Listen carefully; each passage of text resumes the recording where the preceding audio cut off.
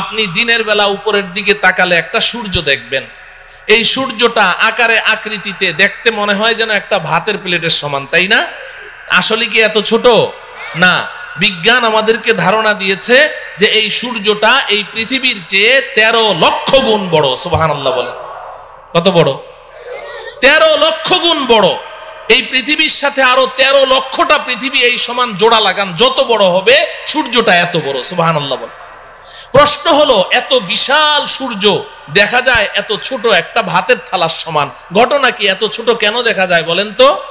অনেক উপরে, বলেন অনেক উপরে। প্রশ্ন হলো সূর্যটা কত উপরে আছে? বিজ্ঞান আমাদেরকে ধারণা দিয়েছে যে এই সূর্যটা এই জমিন থেকে 9,30,00,000 মাইল উপরে আছে। সুবহানাল্লাহ বলেন। কত উপরে বলেন?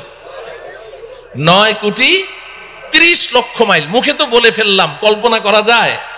9,30,00,000 মাইল উপরে সূর্য। আচ্ছা যাই হোক, এই সূর্যের দেশে যদি আপনি চলে গেলেন 9,30,00,000 মাইল উপরে, সেখানে গিয়ে কি আমাদের আসল বাড়ি জান্নাতের কোনো সন্ধান পাওয়া গেল? তাহলে আরো উপরে যেতে হবে। যেহেতু আল্লাহ বলেছেন উপরে আছে, তাহলে উপরে আরো উপরে যেতে হবে। চলেন উপরে যাই। সন্ধ্যাবেলা আপনি উপরের দিকে তাকান, দেখবেন যে মিটমিট করে জ্বলছে জোনাকি পোকার মতো। এগুলো কি? তারা। আচ্ছা ভাই বলেন তো দেখি, এই তারাগুলো আকারে আকৃতিতে এই জোনাকি পোকার সাইজ নাকি আরেকটু বড়? তারাগুলো কত বড়? তারাগুলো কত বড়?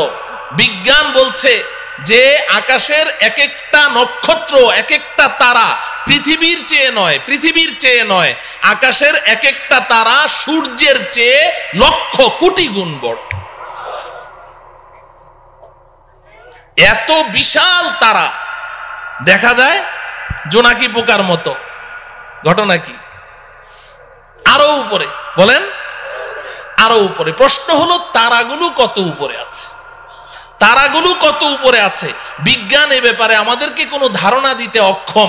তবে অনেক গবেষণা করে বিজ্ঞান একটা তারার সন্ধান বের করেছে, যেটা পৃথিবীর সবচেয়ে কাছে, সবচেয়ে নিচের যেই তারকাটি, জমিনের সবচেয়ে কাছে, এটার নাম বিজ্ঞান দিয়েছে প্রক্সিমা সেন্টারাই। বিজ্ঞান বলে প্রক্সিমা সেন্টারাই নামের এই দুনিয়ার সবচেয়ে কাছের যেই তারাটি, এটা এই জমিন থেকে 25 লক্ষ কোটি মাইল উপরে আছে।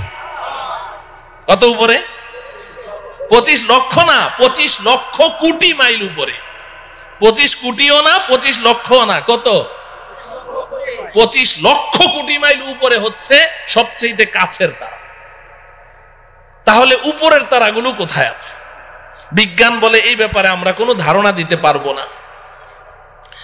তাফসিরে রুহুল বায়ান নামে একটি কিতাব আছে, তাফসিরের কিতাব। তাফসিরে বলেন রুহুল বায়ান, তাফসিরে রুহুল বায়ান।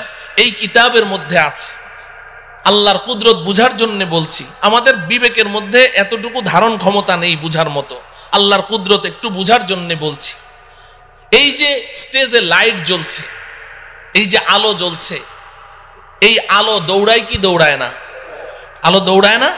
আপনি টর্চ অন করেন, টর্চ লাইট, সাথে সাথে আলোটা দেখবেন ওই দেয়ালের গায়ে দেখা যাচ্ছে। দৌড় মারলো কিনা? কত মাইল স্পিডে? আলোর গতি কত বলেন? প্রতি সেকেন্ডে, ঘন্টায় না, প্রতি সেকেন্ডে 1,86,000 মাইল দূরে চলে যায় আলো। আপনি চোখের পলক মেরেছেন না, এই চোখের পলকে আলোটা কত দূর চলে যায়? 1,86,000 মাইল। একটু কল্পনা করেন আল্লাহ পাকের কুদরত কত, শক্তি কত। এই আলোর গতিটা মনে রাখেন। এবার তাফসিরে রুহুল বায়ানের মধ্যে আছে, আল্লাহ রব্বুল আলামিন আকাশে এমন অসংখ্য অগণিত তারা সৃষ্টি করেছেন। যেই দিন আল্লাহ পাক ওই তারাগুলোকে সৃষ্টি করেছেন, কত হাজার বছর আগে সৃষ্টি করেছেন আল্লাহ ছাড়া কেউ বলতে পারবে না। যেই দিন ওই তারাগুলো সৃষ্টি করেছেন, ওই দিন প্রত্যেকটা তারা তাদের নিজ নিজ আলো পৃথিবীর দিকে ছেড়ে দিয়েছে। ওই আলোগুলো দৌড় শুরু করেছে প্রতি সেকেন্ডে 1,86,000 মাইল স্পিডে দৌড় শুরু করেছে। আজও সেই আলো পৃথিবীর দিকে দৌড়াচ্ছে, আজও দৌড়াচ্ছে, এখনো পর্যন্ত পৃথিবীতে এসে পৌঁছতে পারে নাই। অতএব কল্পনা করে দেখুন যে আকাশের তারাগুলো কোথায় আছে। আল্লাহ। আচ্ছা, সেই আকাশের তারা যেখানে আছে সর্বোচ্চ তারা ওই পর্যন্ত গেলাম, কিন্তু আসল বাড়ির কোনো খোঁজ খবর পাওয়া গেল? হ্যাঁ, তাইলে আরো উপরে যেতে হবে। যেতে রাজি? এই জমিন থেকে সবার উপরে যেই তারাটি আছে এর উপরে আর কোনো তারা নেই, সৌরজগৎ শেষ, এরপরে মহাশূন্য শুরু হয়ে গেছে। এই জমিন থেকে সবার উপরে যেই তারাটি আছে ওই পর্যন্ত আপনি যেই পরিমাণ পথ অতিক্রম করলেন, সবার উপরের তারাটা পার হয়ে আরো ঠিক এই সমপরিমাণ মহাশূন্য পাড়ি দিয়ে আপনি যদি উপরে যেতে পারেন, সেখানে গিয়ে পাবেন প্রথম আসমানের তলা। কি পাওয়া যাবে? প্রথম আসমানের তলা পাওয়া যাবে।